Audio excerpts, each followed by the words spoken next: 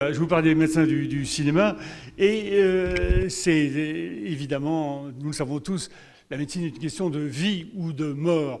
Et c'est pourquoi les histoires de médecins ont toujours fasciné les réalisateurs, les acteurs, et puis bien sûr le public. Alors je vais vous présenter trois grands chapitres. D'une part, le passé, avec les grands films, les héros, les comiques, les aventuriers, les nouveaux médecins aujourd'hui, et puis les médecins de demain. Alors le médecin héros, eh bien, c'est tout simple. Dans le siècle dernier, le médecin, grâce au progrès de la science, a guéri des millions d'individus. Alors maintenant, tout cela est du passé, mais il reste des grands films, et en voici un, Brève rencontre. Alors Brève rencontre, c'est un film d'un bon faiseur, de Noël Coward.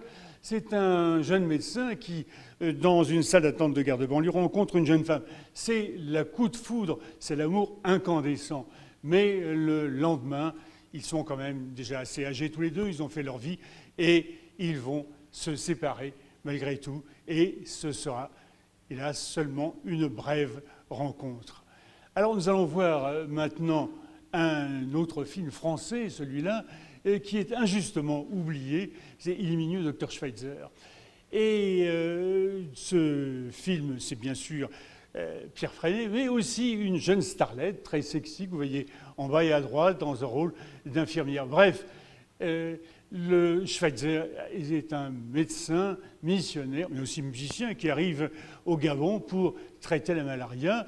Il va acquérir le soutien de la population enthousiaste. Nous sommes en 1950, l'époque à laquelle le film a été tourné. Un autre film, c'est mon préféré, c'est un nanar, le docteur Vassel, mais un nanar signé quand même Cécile B2000. Alors le docteur Vassel a existé, c'était un généraliste de l'Arkansas qui a décidé de devenir missionnaire en Chine. Et là-bas, au moment de la guerre, il s'est trouvé avec une horde de blessés à rapatrier, ce qu'il a fait de façon héroïque. Alors, on peut dire sublime Gary Cooper, il crève littéralement l'écran, et tous ses partenaires le savaient, on ne voit que lui, et même Marlène Dietrich était... Alors, que dire de la Reine Day, qui était évidemment écrasée par Gary Cooper. Donc, nous allons voir un panorama très bref de ces films de héros. Vous voyez, il y a à boire et à manger, et je recommanderais quand même spécialement un film français, La maladie du Docteur Sachs, trop méconnu, et puis un film anglais, peut-être trop connu, Le Docteur Zhivago, avec une musique sublime, évidemment, de Maurice Jarre. Il est temps de passer maintenant à un autre volet, au médecin comique. Alors, évidemment, la tragédie est souvent associée à la médecine, nous savons bien, mais nous savons aussi que les moments de franche rigolade ne manquent pas. Et le film emblématique, c'est le Docteur Knock. Et Jules Romain a connu là un succès mondial. Vous voyez à gauche la version anglaise. C'est simple, le Docteur Knock, c'est lui qui dit « Tout être bien portant est un malade qui s'ignore, ça lui vaudra sa fortune et celle du village ». Alors que dire de Jouvet, personnage étonnant, fascinant, envoûtant, fortement inquiétant. Comme disait Cocteau, Louis Jouvet, finalement, c'est un fou qui se prend pour Louis Jouvet. Immense acteur.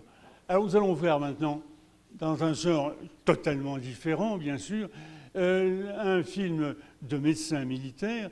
C'est un film qui est tourné en 70, MASH.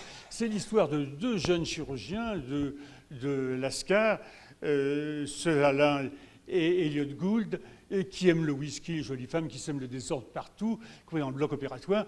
Alors, 70, c'est une date phare parce qu'il y a un virage 180 degrés. Avant, c'était toujours le cocorico dans les films américains, et après, c'est carrément le film antimilitariste, tout aussi conformiste d'ailleurs. Mais c'est un film historique. Autre film comique que j'ai pensé vous montrer, c'est le docteur Patch Adams. C'est joué et mis en scène par Robin Williams. Et c'est l'histoire d'un malade psychiatrique qui, à la suite d'une tentative d'autolyse, est hospitalisé. Là, il va convaincre les malades qu'il a le don de faire rigoler tout le monde. Et il se lance dans la médecine. il réussit non sans quelques difficultés, mais enfin, il aura été pionnier dans l'art de voir une personne humaine, un être humain, chez le malade. Alors, vous voyez un ensemble de films de médecins rigolos. Encore une fois, c'est un très vaste réservoir. Mon préféré, c'est celui que vous voyez au milieu. Devine qui vient dîner ce soir, une jeune fille qui annonce la venue de son fiancé, un brillant chirurgien. Ce qu'elle n'a pas dit à ses parents, c'est que ce brillant chirurgien est afro-américain.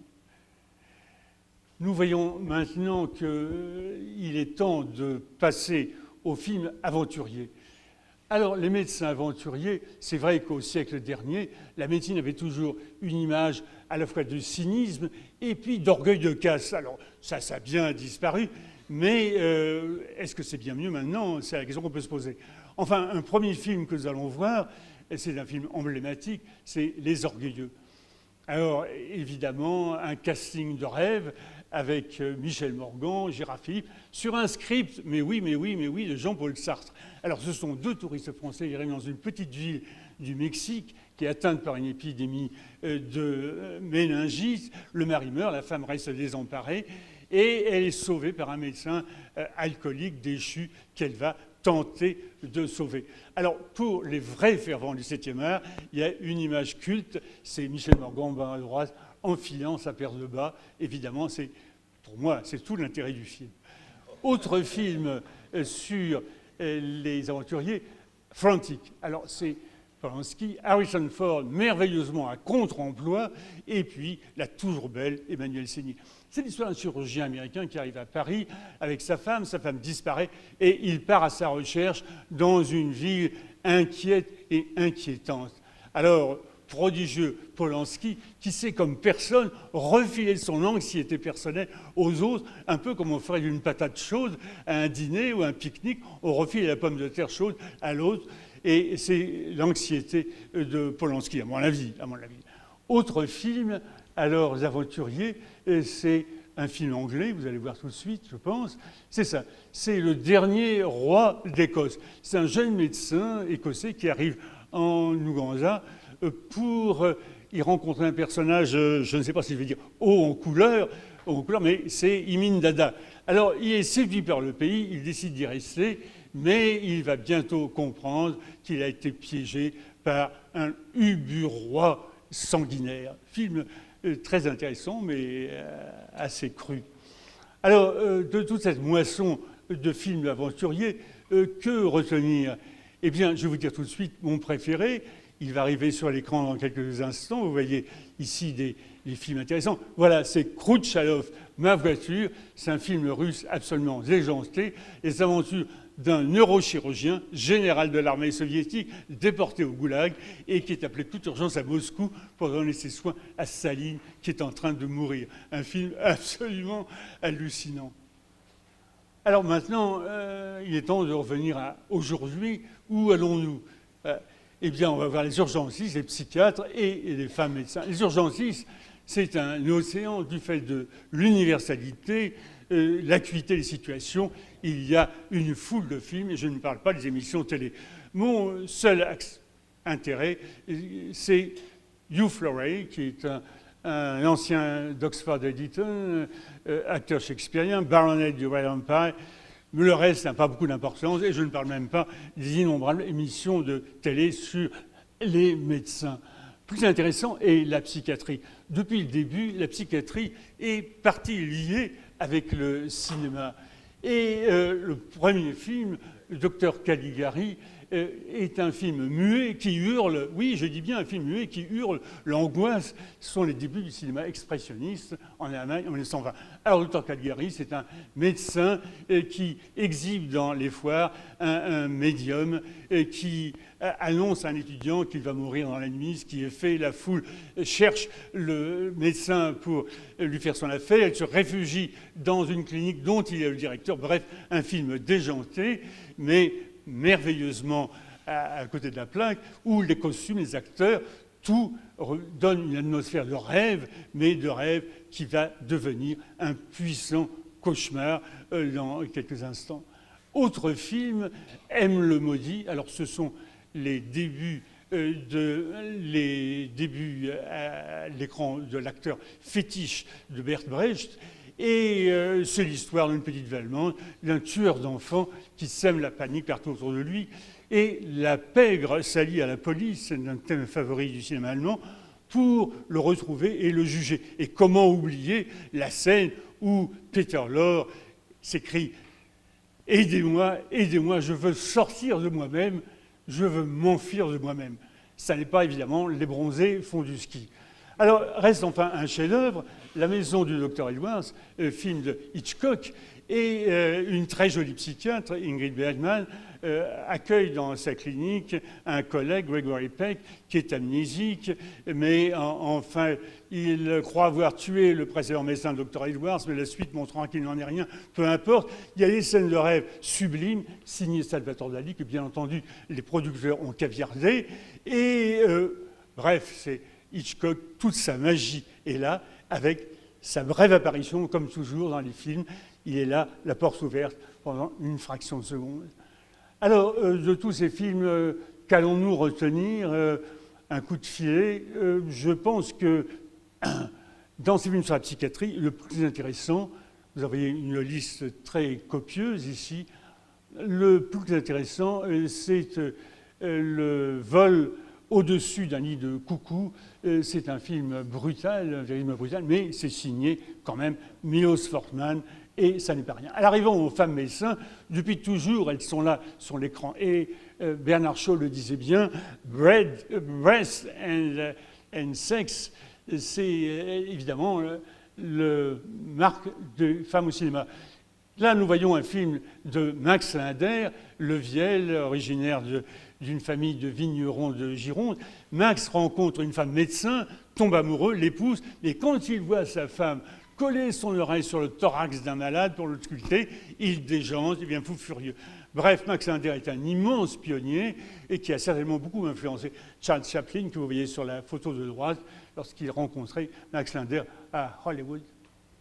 Alors, un film maintenant beaucoup plus sage, nous allons voir, c'est Elizabeth Blackwell. Tout est vraiment très très bien fidèle à la réalité, sauf la plastique de Joan Loren, qui est évidemment un peu trop flatteuse. Mais Elizabeth Blackwell est cette femme admirable qui a réussi en 1849 à devenir la première femme titulaire d'un diplôme de docteur en médecine, et puis après elle est allée en Angleterre, en France, tout ça pour obtenir que les femmes puissent accéder au droit d'être médecins. Alors maintenant, je vais vous présenter un film beaucoup plus mièvre, Ciel et Terre. C'est l'histoire d'un chirurgien d'armée anglaise fortement équivoque. Et le film en fait une femme voulant assouvir à tout prix sa vocation de devenir chirurgien. En réalité, tous les historiens sont d'accord pour y voir l'histoire d'un transsexuel, mais enfin, c'est évidemment une histoire un peu hors norme. Alors, regardons les films de femmes et nous allons essayer là de faire un palmarès. Ça va être difficile, il y en a beaucoup, mais je vous dis tout de suite que mon choix, c'est L'amour d'une femme. Derrière ce titre mièvre, un peu cucu, il y a un film de Grémillon très fort avec Micheline Prel et puis L'île d'Ouessant, ça n'est pas rien. Puis naturellement, toutes les séries télévisées qui dégoulinent du téléviseur. Alors, nous arrivons donc à la nouvelle star du cinéma, le médecin humanitaire. Ça n'est pas d'hier, hein. Le médecin humanitaire, il y a des films suisses, un très intéressant, Alexis Tarasov. Il y a aussi un film dans les années 50, Docteur Justice, un médecin judoka, justicien, héros de bande dessinée. Ça n'a pas grand intérêt. Ce qui est intéressant, c'est que maintenant, il y a une floraison de films humanitaires. Et nous allons commencer par un très beau film qui va apparaître pendant quelques instants. Voilà, c'est MSH, c'est l'aventure de ces garçons et de ces filles qui ont donné des années de leur vie dans des infirmeries de brousse, dans des hôpitaux délabrés, dans des villes à feu et à sang d'une Afrique absolument désemparée. C'est un film pathétique, mais qui a beaucoup d'intérêt à voir. Autre film, Revenge. Alors c'est un film danois. C'est l'histoire d'un médecin qui vit dans une petite ville du Danemark. Il s'embête un peu. Je ne sais pas si vous connaissez les petites villes du Danemark. Et il décide d'être médecin militaire au Rwanda. Il comprendra très vite que les obligations du terrain ne sont pas ce qu'il avait attendu, mais il garde sa foi dans un monde où les déshérités seront davantage pris en compte. Autre très beau film, c'est Hôtel Rwanda avec Nick Nolte et puis et Reno. Et c'est l'histoire d'un propriétaire d'hôtel qui a sauvé en 1994 la vie de plusieurs centaines d'individus, aussi bien Tutsi que Hutu. Je ne sais ce que sont devenus les responsables du génocide. Je crois qu'un est mort l'an dernier d'un cancer de la prostate et l'autre est toujours à l'instance du jugement.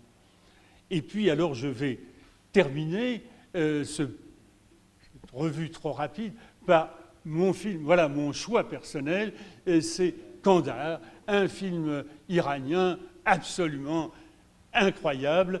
C'est l'histoire d'une femme médecin afghane qui vit au Canada. Elle reçoit une lettre de sa sœur qui l'appelle au secours. Elle part en Afghanistan. Elle va rapidement comprendre que l'Afghanistan est loin, loin, très loin du Canada. Alors il y a des scènes absolument cultes. Il y a les enfants mendiants qui dénoncent celui qui a fait l'aumône. Il y a la consultation gynécologique, j'espère qu'on va la voir apparaître, au travers du trou d'une planche.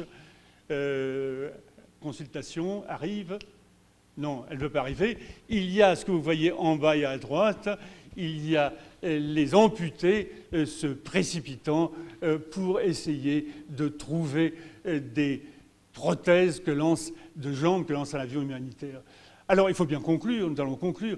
Que dire des médecins au cinéma? Eh bien, le cinéma, bien sûr, c'est un miroir, mais un miroir qui ne reflète pas seulement les évolutions de la technologie médicale, mais un miroir qui reflète réellement l'évolution de notre société. Voilà, je vous remercie de votre attention. Il y a un personnage de médecin que vous n'avez pas évoqué, c'est le médecin avec la rédemption. Et je pense à deux films. Je pense à la Chevauchée fantastique, où il y a un médecin complètement alcoolique qui, au moment opportun, etc. Et je pense aussi au film d'Henri-Georges Clouzot, en 1942, ce chirurgien qui devient médecin de campagne. Comment s'appelle-t-il ce film? Dans une petite ville où il y a la délation. Le titre m'échappe. Le Corbeau, voilà. Le Corbeau présente vraiment un médecin qui cherche la rédemption. Je trouve que c'est des films que je trouve, au point de vue du caractère du médecin, qui sont extraordinaires. Le problème, c'est que j'ai fait Oui, non, mais c'est pas une critique. Une liste de c'est pas une critique. 300 films qui pourraient être intéressants à discuter. Et il faudrait certainement plusieurs minutes à chaque film. Et je pense qu'en un quart d'heure, il est difficile de faire davantage. Ça n'était pas une critique. Mais c'est un terrain très riche, c'est un terreau.